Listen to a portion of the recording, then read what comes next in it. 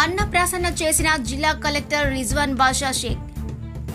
జనగామ జిల్లా అంబేద్కర్ నగర్ లో అంగన్వాడీ కేంద్రంలో అన్నప్రాసన కార్యక్రమం నిర్వహించారు.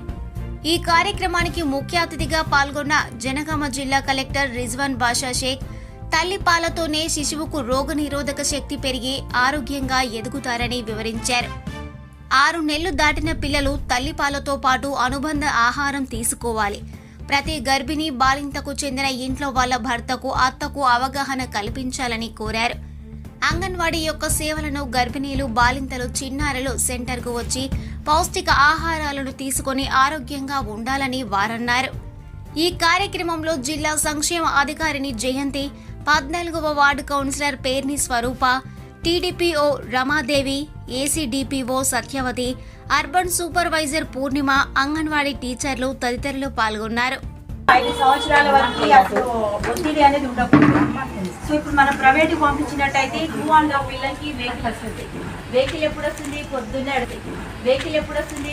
7 గంటలకు వస్తుంది. ఎందుకంటే వాళ్ళు అన్ని తిప్పుకొని పోవాలి. అప్పుడు మన బిడ్డలు వేస్తారా? మన పెద్ద పిల్లలు లేవరు. అప్పుడు లేపిన తర్వాత మన ఇంట్లో ఏముంటుంది పెట్టడానికి?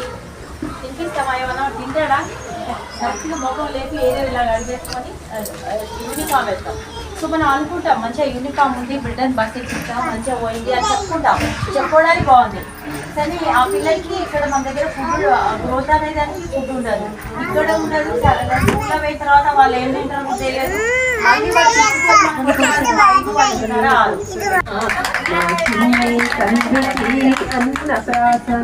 మన చిన్నపిల్లలు అందాల చందమామ వెళ్ళగరావా, చల్లనైన వెన్నెలనే మాపై కురవా.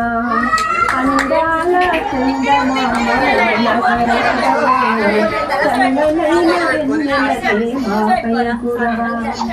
చిన్నారి బాబుకు పాలబూవలు, చిన్నారి బాబుకు పాలబూవలు, తినిపించరావయ్యా దేశములు.